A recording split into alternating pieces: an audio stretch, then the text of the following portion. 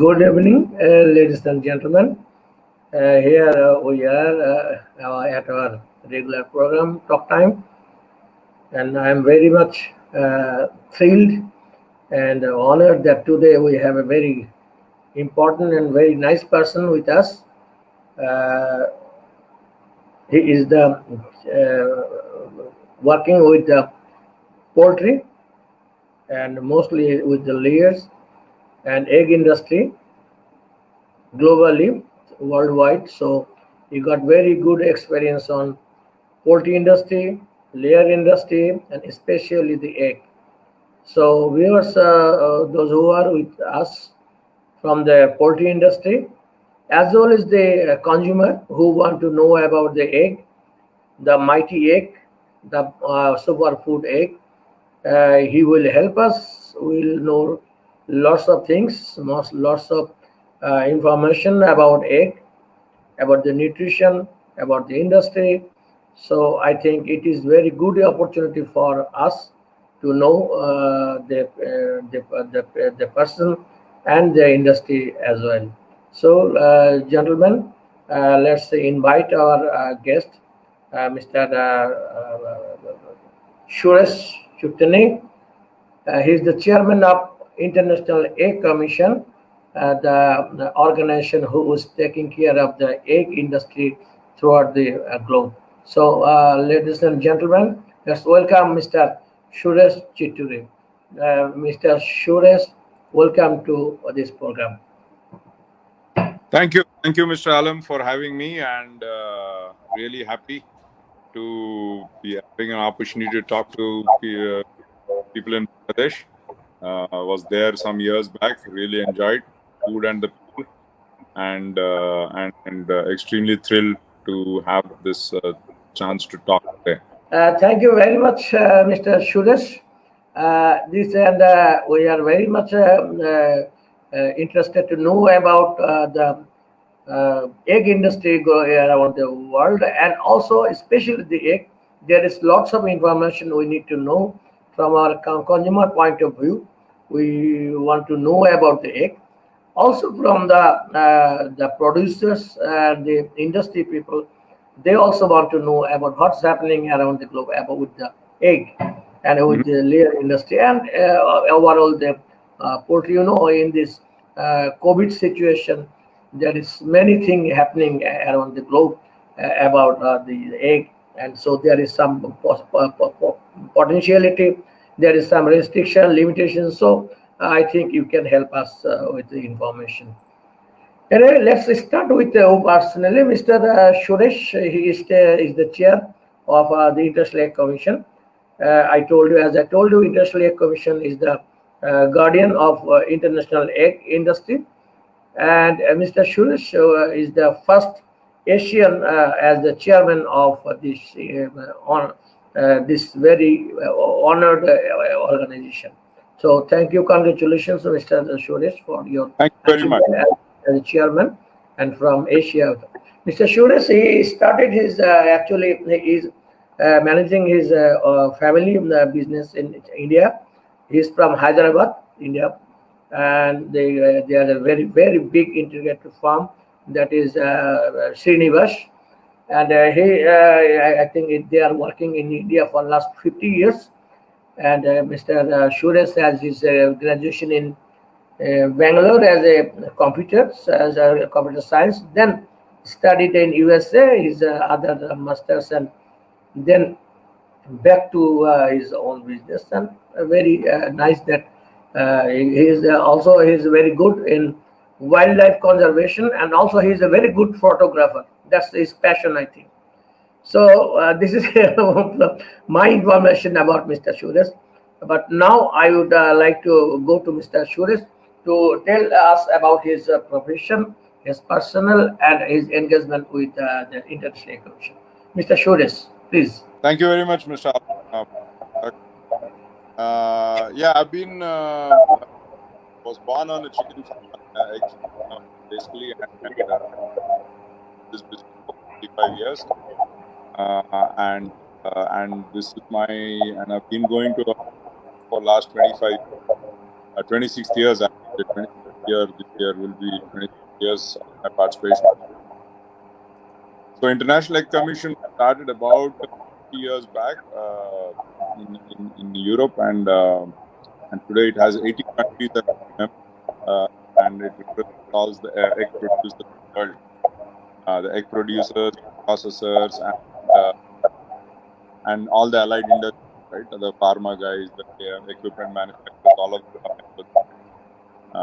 Membership increasing dramatically, and my that membership should go up more in the developing in Asia and in the developing world. And so because I think it's very important for our children's health and our women's health that egg consumption should increase.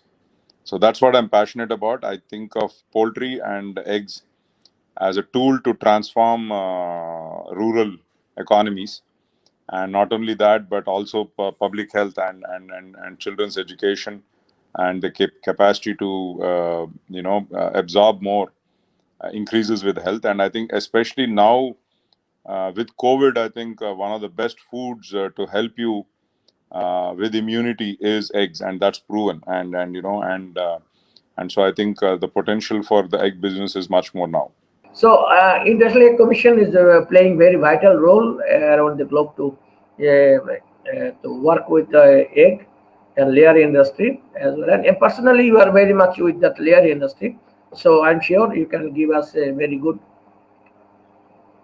He can give us a good idea about the activities and the world market of this egg. Sorry, I'm back. Sorry, I think there was anyway, no problem. So what we can discuss is that we want to know about the role of International Egg Commission around what they are doing actually, how they are working. So we want to know about the IEC, International Egg Commission, and their activities.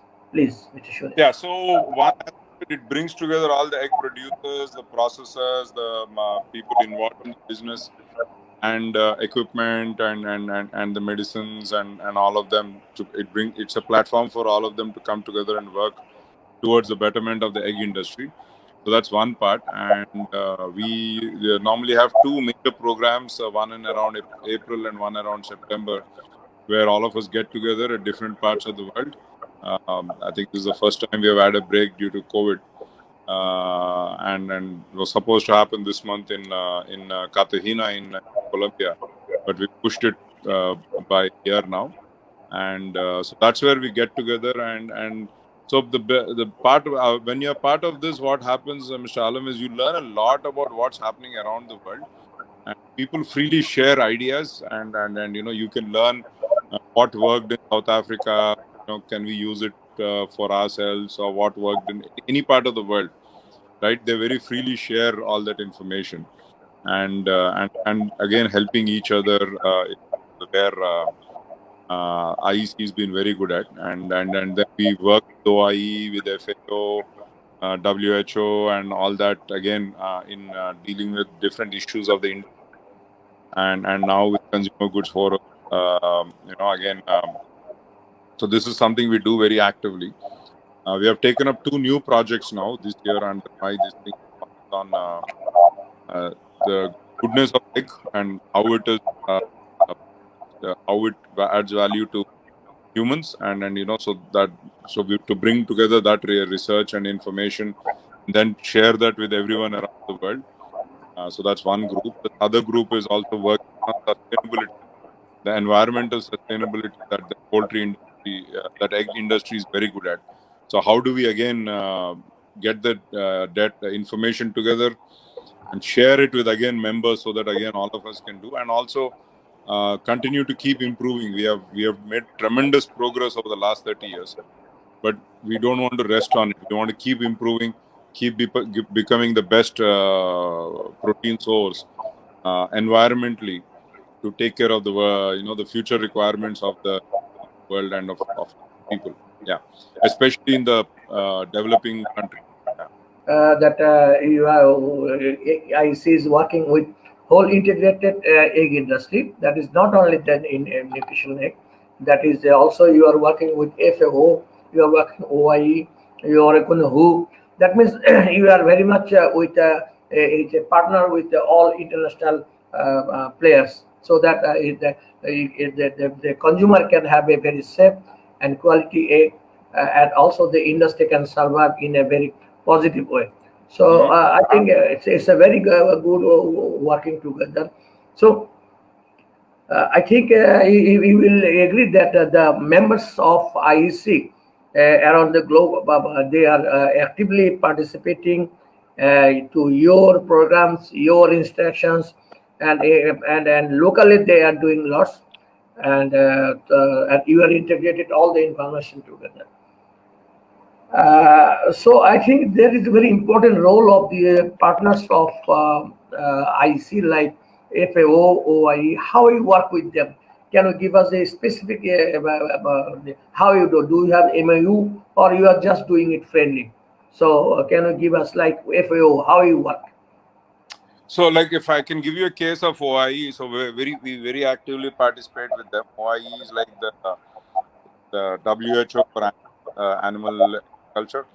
So it's the World Animal Health Organization, and we work very closely with them. We participate in the general assemblies and also, but we have like on the bird flu, we have worked very closely with them to develop protocols, and and the industry taking it seriously and cooperating and all that, and now on animal welfare, OIE is writing chapters again. IEC is very actively involved in making sure that a code that is fair to everyone around the world is developed, because typically the Europeans want certain standards which will become very extremely pricey and unviable for countries like Bangladesh, India, and in Africa and all that. So we worked very closely with the OIE to make sure a fair and equitable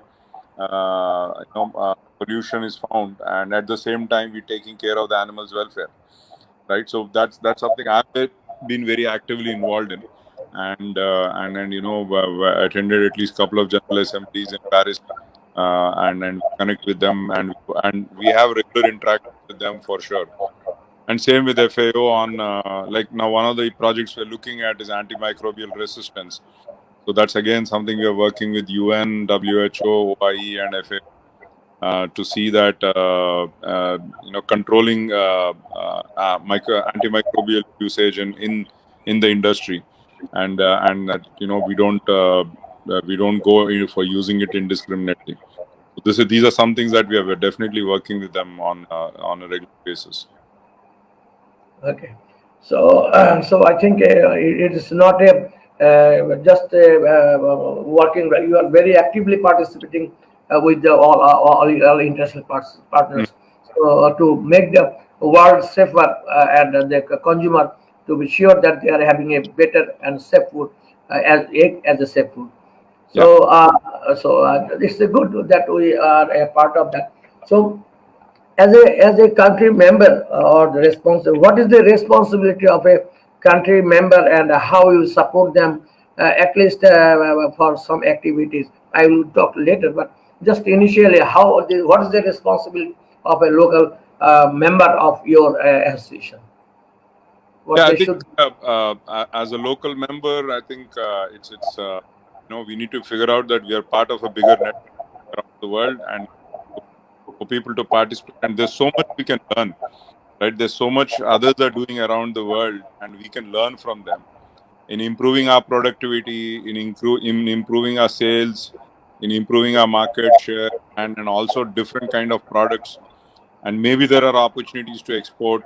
So these are all things you get connected as your members come and participate, and they learn a lot. And I learned a lot in the last 25 years. I mean, going to IEC, believe me, has made me a much better person, more knowledgeable, and made great friends, and visited some great countries. But also, as more importantly, I learned a lot about what we are doing. This is not just a business, Mr. Alam. You know, a child eating an egg every day. In one of our states here, when they made it, took it from three eggs. They started giving three eggs. They found students were getting 15% marks more They were not falling sick, almost zero absenteeism, and they were more healthy.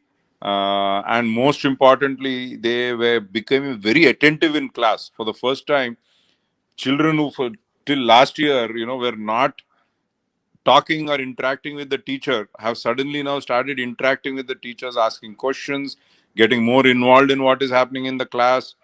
So that was wonderful, to see that, just 3 eggs in a week. So then immediately that government said, we will give 5 eggs now, because they said this is the cheapest and bestest investment we made in public health. And they started giving to women, same thing, and then found that the health issues while pregnancy had come down, the children were born healthier. And there is this is said that it is, Mr. Morshed, it's said that egg is the next best food for humans after mother's milk. After mother's milk, egg is the best food, right? And that's how good it is, and it is a cheap source, fantastic source, and it costs you way less than anything else. If you think of dal, and an egg needs, I think, 1/5 the water of producing dal, right? And so if you see from the environmental perspective, and then of course it creates great jobs. In India, we say every egg eaten more creates 40,000 jobs. One per capita egg increasing creates 40,000 jobs. I'm sure it's something like that in Bangladesh, maybe smaller number, because you don't have 1 billion people. So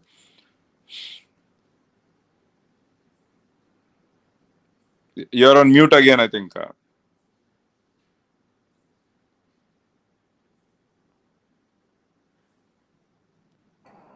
It's good information.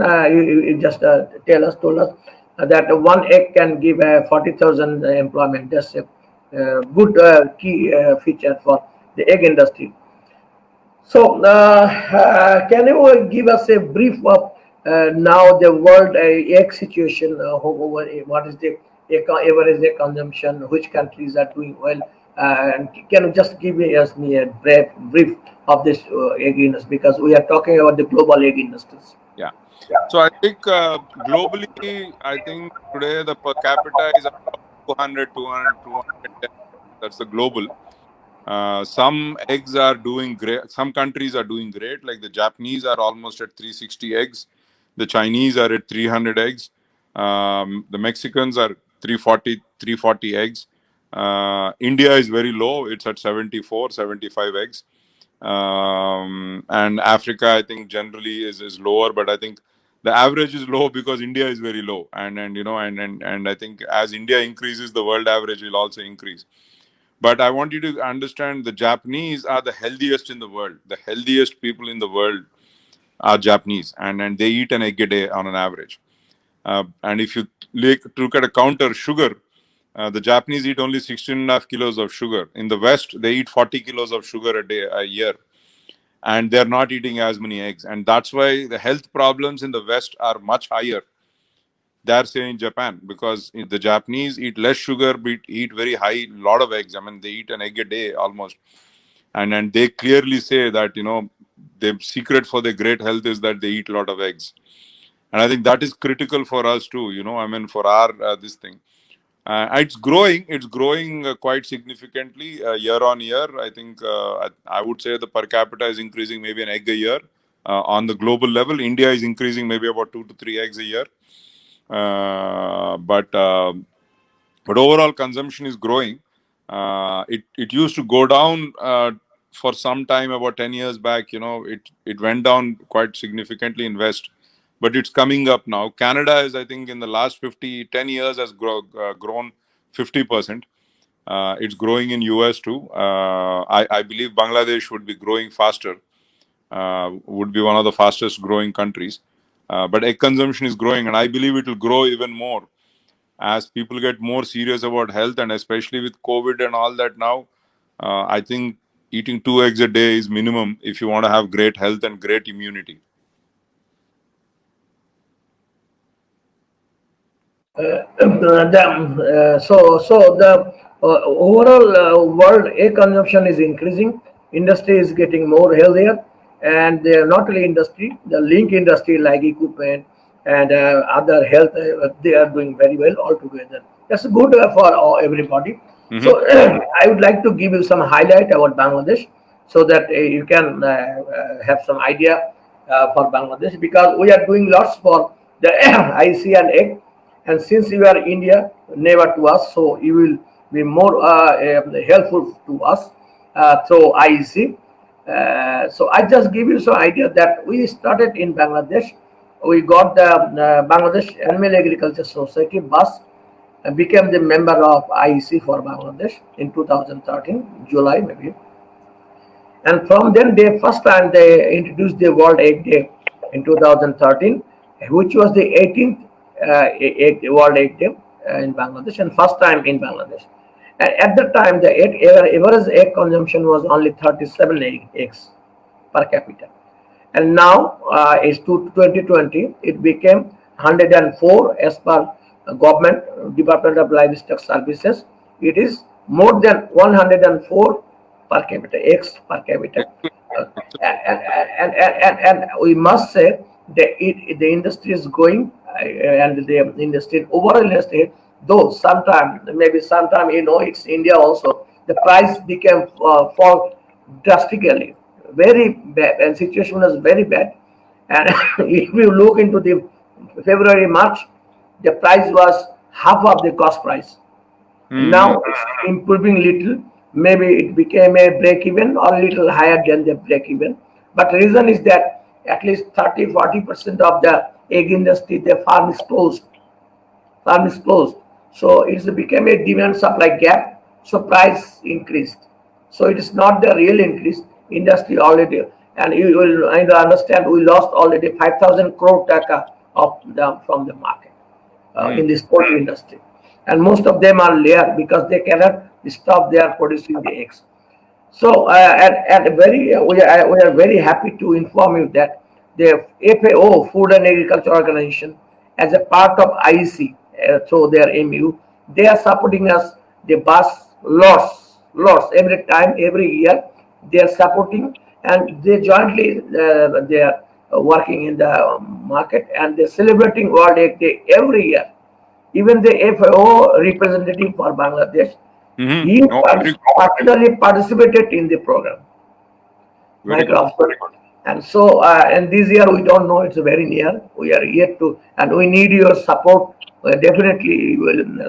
And Dr. Vincent, I don't know if you remember him. He was the consultant of.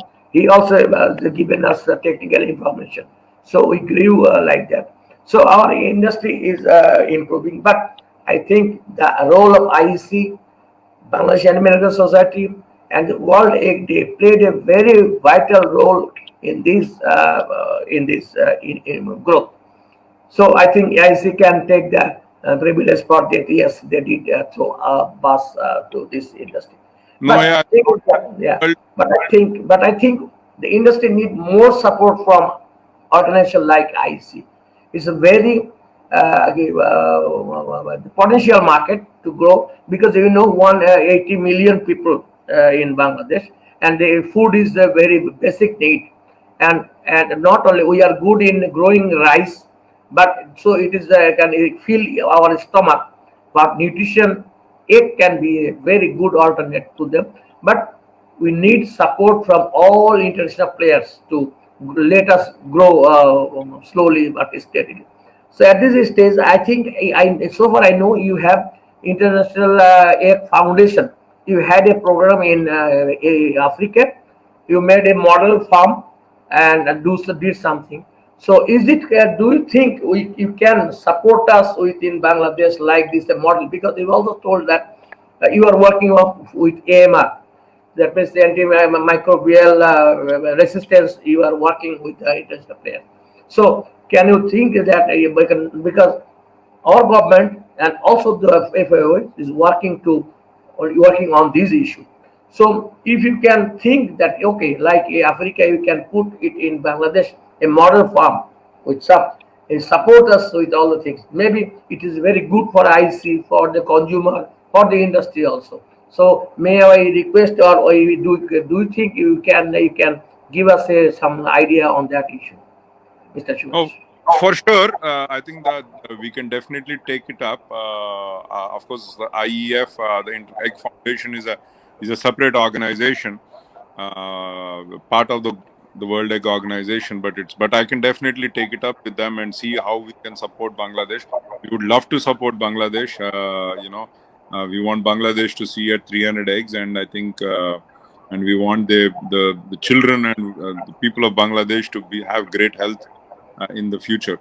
So for sure, I think we can definitely look at that. The AMR program, whatever information that and part of that, as I said, Mr. Morshed, is that I have started these two programs of experts to bring together all the information, all the knowledge from around the world, and that can be then freely shared to everybody else. So people like in Bangladesh, for us, we can all use that, and we can get better, and also maybe some research and some support can be done for what we need also Yeah. through this. So we are now we are bringing together everybody in this, and companies like DSM and all that are really strongly supporting us in this. So and then others are also joining us now slowly, and so that's the idea, is that so that the information from the developed world and all that is also available for us, so that we also can operate at the same level as any other country is operating. So that's the idea, and we will definitely be very, very happy to share whatever is there with Bangladesh, and we could definitely, I will have a discussion with IEF and see if there is something that does. The idea in Africa is that Africa poultry is very, very, very backward. I mean, it's extremely behind. So that's where, and especially in a country like Swaziland, where there's so many of the children, because of bad immunity and bad nutrition, they fall prey to diseases so much, and there's very high prevalence of AIDS and all that. We thought it was essential that we make eggs available for them, and it's worked wonderfully. It's worked brilliantly, and we are expanding that. We have expanded the program in Mozambique. Of course, there are people, partners coming forward to support that. So we will have to definitely look at who would be interested. I'm sure a lot of the allied industry would be interested to support some program. So we'll take it up with them for sure. Okay, thank you very much. I think that is a very good, that will be very good opportunity for us to work with ISC. And if you think that for any scientific seminar or scientific committee, if you think that because we have very good scientists, we have very nutritionists who can participate, who can work with you. If you have any opportunity like that to work with our scientists, with our nutrition, it will very We good would love for us. to. Now we are doing a lot of webinars, and Yeah. and and we would, of course, we would love to come and have event there. We were planning something in India this year around the poultry India, but now that is all cancelled. But we are very, very open, Mr. Let us know. We would love to do a webinar. We are doing webinars, but I think we would definitely love to do one specifically for Bangladesh. Yeah, yeah, yeah, We can yeah. bring together scientists from the breeding companies and all those. They will also be very happy. So Yeah, we can talk about that and see, and we'll definitely would love to push that. I would love yeah. to do. Thank you, thank you, thank you. I think that is our I think our opportunity, since you are from India and you are our neighbor. So I think you will see Bangladesh differently. So you will understand our culture, our situation, our position. Mhm. That will be a good opportunity for us. Mr. Ruhul, I mean, I think you can see some comments on the screen. Can you see Mhm. this? I Yeah. can see some comments. I can't see all comments, but Yeah, no. So I am just giving you. So Mr. Ruhul, I mean, he is working for DSM, and he is asking for some suggestions that, especially vitamin D3 shortage. And you can see the question. If you have any comment on that issue, what is the no, role of this IC for fortified egg uh, or nutrition egg like this? eggs have excellent. Actually, are probably the best delivery mechanism for many of these deficiencies. I think, except vitamin C, almost many of the essential minerals and vitamins that humans need, and children and at different ages, an egg is a perfect delivery vehicle. It's actually nature's best multivitamin tablet. as I said, except vitamin C, it's brilliant in how it can deliver that. So Yeah. we ourselves are working on this, and with DSM, of course, to make D3 enhanced eggs. So the 2 eggs a day gives you all the D3 and most of the minerals, as we said. So COVID, the most important, two important things you need is D3 and zinc, and eggs are probably the best way to deliver that. And because what you get through an egg is 100% absorbed, bioavailability is brilliant, and then of course it's also great for health. So yeah, I think there's no doubt about that. There is a good opportunity for. Probably DSM should take more interest and work with the local producers to support them in how to make these products. I mean, as I said, we are working with DSM. Yeah, Definitely, we'll all will work together. So it's a very good idea. So I think you are working, or DSM is working like that, so that they can use the fortified D3 fortified egg, right? So that people can throw the eggs, they can have some enough D3. That's a yeah. very good idea. I think we also will support. If you suggest us, definitely we'll work together. We have a very interesting question from a new diet. She is actually dietitian. Isra Jahan. She asked a question that what is the best? Is it a boiled egg or poached egg? If you use the boiled egg, should you use additional oil in it to because the vitamins inside the fat soluble vitamin they need some fat. So do you need to additional fat inside? What is your suggestion? Just it's a nutritional point of view. No, I think so. Egg anyway. Only thing is you have to make sure that you don't overcook it, because when you overcook it, you destroy the vitamins and the minerals in it. So I think make sure that you're not over boiling or overcooking, poaching or making an omelette, whatever. Make sure it's done in a as I said, don't overdo it. Doesn't need any extra this thing because the yolk itself has the fat in it, and which is why. The yolk is actually the real magic food. The white is only protein. All the minerals, the vitamins, everything is in the yolk. So I eat 4 eggs a day. My son, who's a bodybuilder, eats 14 eggs a day. 17 eggs, sorry. He eats 17 every day. 4 whole eggs, all white. Uh, and he's a very, very serious body. I mean, he's not a competition bodybuilder. He's somebody who's very serious about his health. So I think eggs are great, fantastic. I think up to 4 eggs almost anybody can eat, and 2 eggs is minimum. Yeah, personally, I take two eggs per day. So in the breakfast, without egg, we cannot think anything. So I think and next another day we can make this program with a nutritionist from your side, so that we can have more nutritional aspect we can discuss. Absolutely, But absolutely. yeah, yeah, from you can give us another nutritionist. We can have nutritional method. So Absolutely. yeah, so the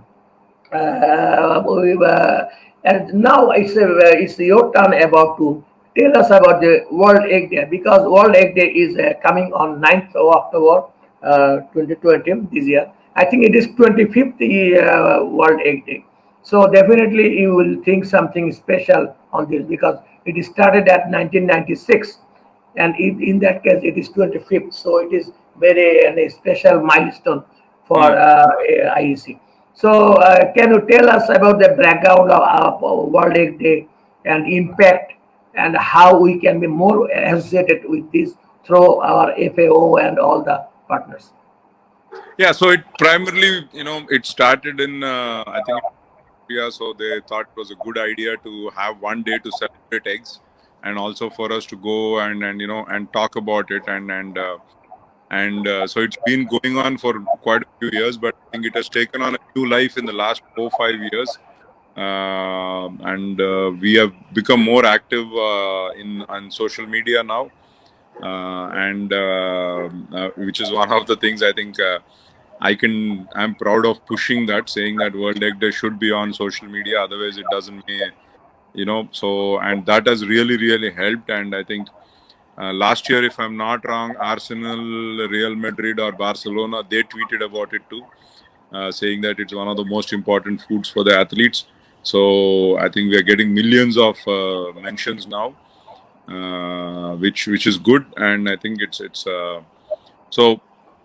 Again, the point is we wanted to use the opportunity to highlight how important eggs are for human nutrition, especially for every stage of our, for children, for babies, right from the fifth, sixth month to, children growing, and for mothers, for women, young girls, and girls in puberty, and then later on, and for older people, for athletes.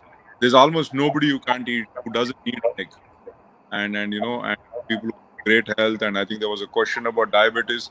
It is now clear that eating eggs helps tremendously with diabetes. And somebody was also asking about cholesterol. I'm a prime example. In the last 1.5 years, I brought down my triglycerides from 200 to 60. And my HDL has gone up. Of course, it's also because of exercise. My VLDL has gone down, and I have great health now. I lost about 32 kilos of weight, and it's all by eating right kind of food, and eggs are the most important food in that. So the harmful cholesterol that they talk about in Europe is old science, wrong science, not relevant anymore. Uh, Indian Heart, Heart Board, the Americans, the Canadian, UK, all of them are recommending that at least an egg a day is absolutely safe. So I don't worry about cholesterol in eggs. I mean, not unless if my son starts eating up 15 eggs, whole eggs might become a problem. But as I said, up to 4 whole eggs is perfectly fine. Beyond that, you probably eat egg whites. But that's only if you're actually exercising. Like my son who do 2 hours of gym every day. So if you're doing something like that, then you probably need more. But for most of us, 2 eggs is perfect. And if you want to lose weight and control diabetes, then you probably have to increase your eggs a little bit more. Oh, so your suggestion is that for diabetic patient they should take more egg than the lowest two. Yeah, So, because that really helps, maybe, because they should cut their carbs and increase their good fat consumption and protein consumption. okay. And So that is the egg way. is. So another question on the screen, you can see there is very misleading information that the bird is actually not on the egg. It's common as a poultry bird. Some people think that they feed more and so they grow more. Is it, or it is through the genetical change that they grow, they become bigger or more egg they give? It's the genetic thing. What do you, So yeah, what? there are 3 parts to that. First part is, of course, genetics.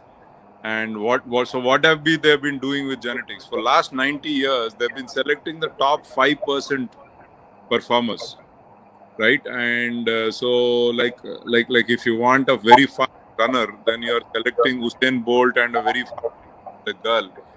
Then and then you are crossing them and their children again. You're only selecting the best about their children, and you keep doing that over 80 or over hundreds of generations.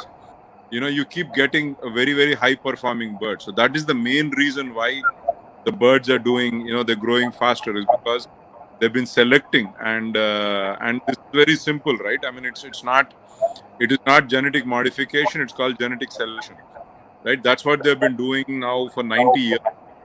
And so you can imagine top 5% of top 5% of top 5% of top 5%. Repeat that, I don't know, 200 times, then you can imagine how good the performance of this is. It's like so that's one reason. Second is, our knowledge of poultry nutrition is very, very high. I would say even human beings' knowledge of nutrition is at least 20 to 30 years behind our knowledge of chicken's nutritional requirements.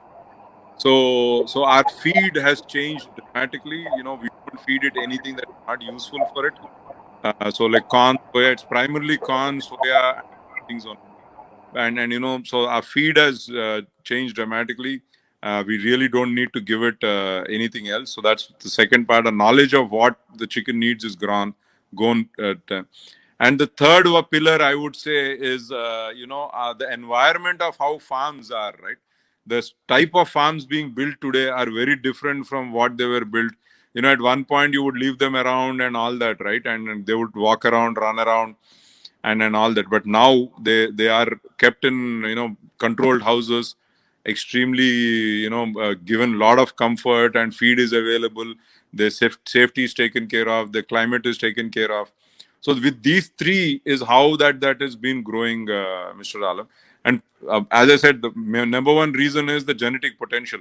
Like you and I might you might train whatever, but you need to have certain genetic potential to run like Usain Bolt, right? And that's what we have been developing a lot on. So I want to take this opportunity to talk about, many people think there are steroids or hormones used in the industry.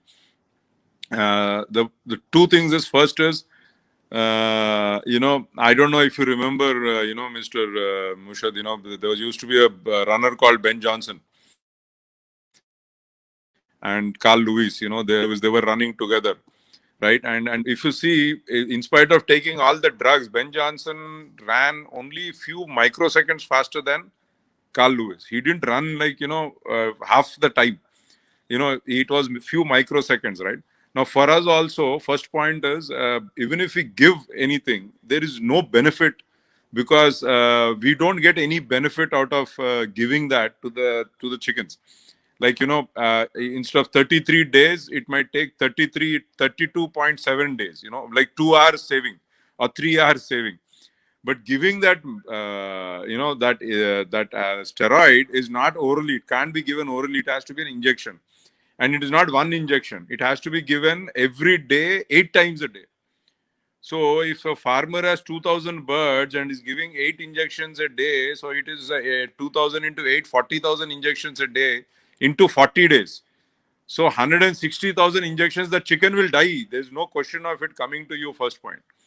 So it doesn't work for us. And it is very costly also. It doesn't make any sense to get 2 hours or 3 hours of faster growth, right? And as far as eggs are concerned, you will not get a single extra egg because of giving steroids. So it is only a cost for us. It doesn't make any sense. So I just want people to understand.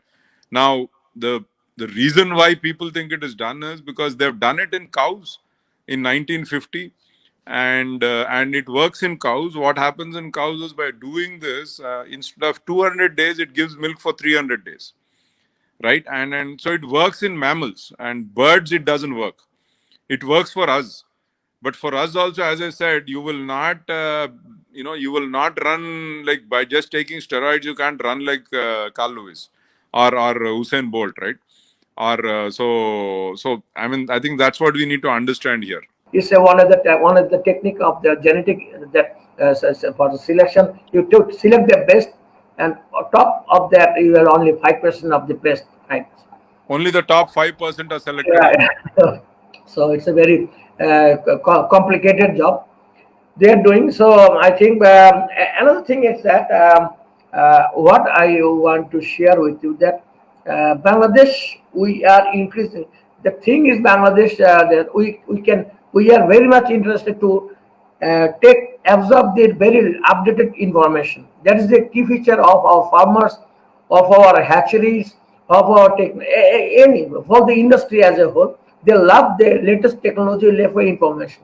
So I think, if as a representative IC or head of the IC, if you take Bangladesh as your stake, we can give return. If you invest one egg, you are earning the 40,000 will be them. But I think in Bangladesh, return will be more than a 40,000.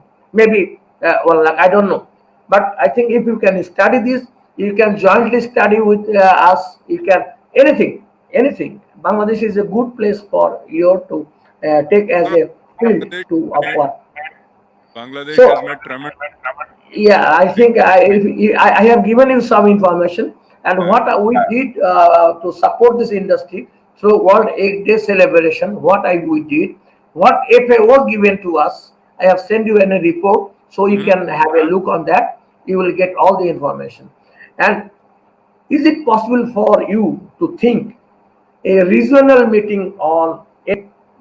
Maybe India can take the initiative as a leader, and is a regional meeting on egg special. I think in Africa we did it once. You did it. What I can remember, I think we have a SARC International SARC Information Center here in Bangladesh, SARC official, and you have also in India. So may I request you to think on this issue that you can organize a regional meeting, not all, maybe all bilateral with India and Bangladesh. You make a seminar or something like 2 days, 3 days, or 1 day. I don't know. It is your office can help us. It will help both of us.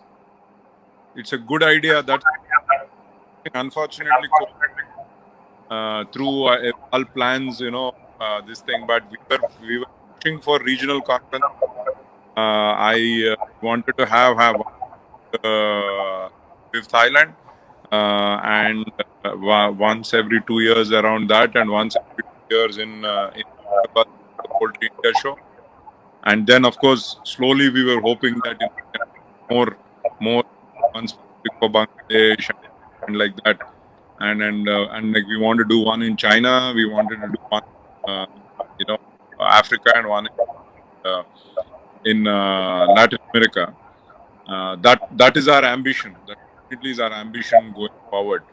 And we were to have, as I said, this year in Hyderabad, and next year or year after that, we were thinking around Bangkok.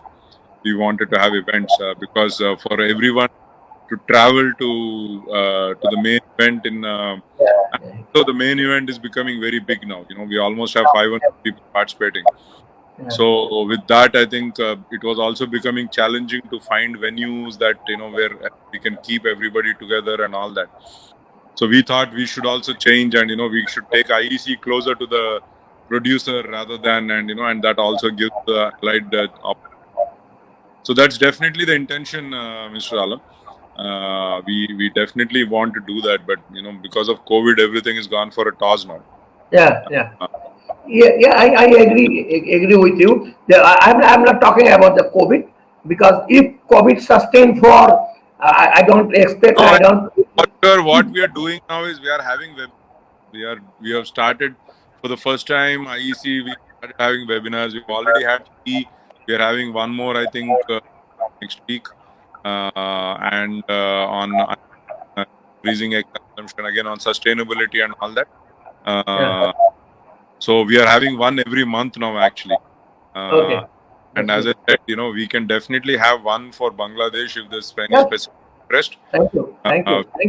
Together, and we can have one. We would love to have one. There is please. I would really love to have one for Bangladesh.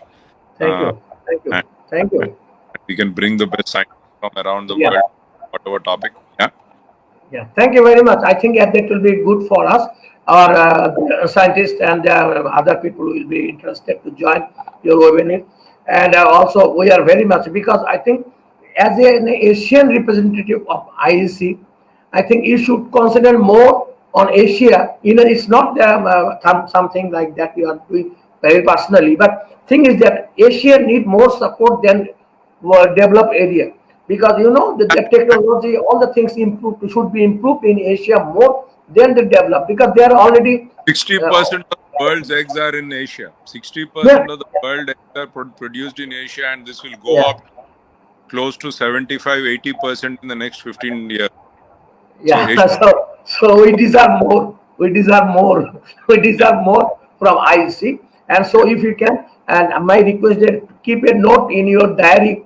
The Bangladesh can be your one of the seminar point, physical seminar point. So that, because we want to improve, we want to support the people, we want to get support from you, and all together we will do something good for the layer industry, for the egg industry, for the mighty egg. And I think you have given us a very good hope, so that we can develop with your support. And I must say one thing is that FAO, Food and Agriculture Organization of United Nations, giving us a very good support, at least for celebrating the World Egg Day, No, and I think it will continue.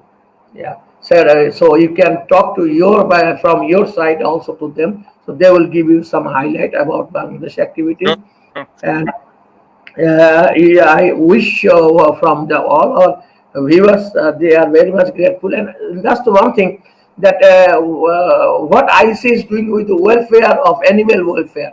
They are doing anything on that animal welfare, like poultry welfare. It's become Yeah. a very vital we- issue now. So one, of course, as I said, we are working very closely with OIE on the new standard, uh, and IEC is also coming out with a new standard, and we will then share with all the members and all the where we think should be the minimum standard on and how the poultry should be on biosecurity and all that. And I think that's our document is almost ready, and we are hoping release that soon, and we will share that with everyone. And then in the OIE guidelines also, we are very actively involved. I personally am very actively. Yeah. Okay, very good, because you are with this layer industry firm, Mhm. and you are occupying a very good share Indian market. So you are with the right person to think on that and are doing on that.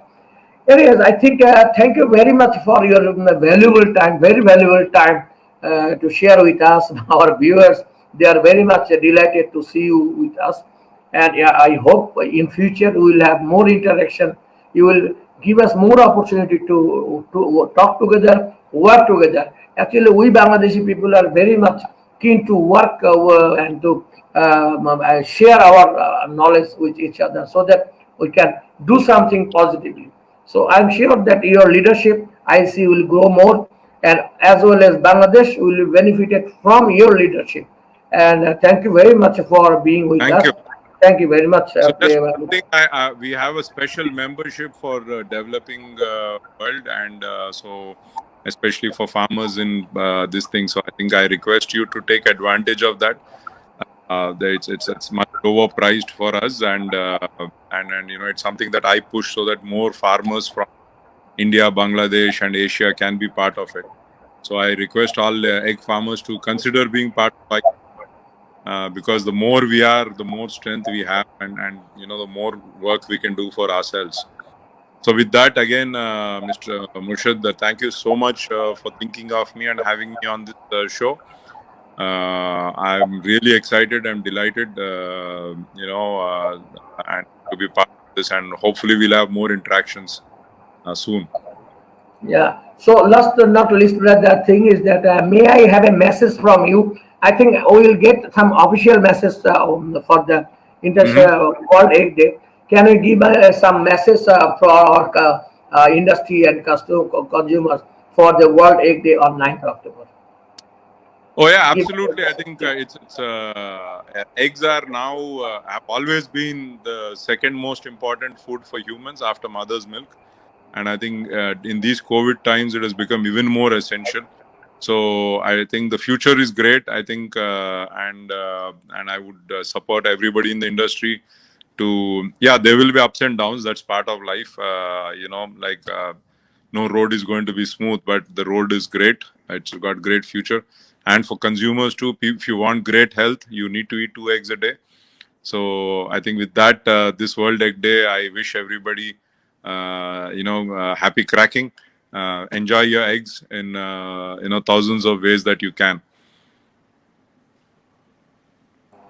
Okay. Thank you very much. Thank you very much for again. I appreciate your time and your valuable time for with My us, pleasure. and we are very much grateful. And thank you very much for being with us, Mr. Suresh, Thank you. Chairman. Thank you very much. Have a nice day. Bye. Bye. Bye. Bye.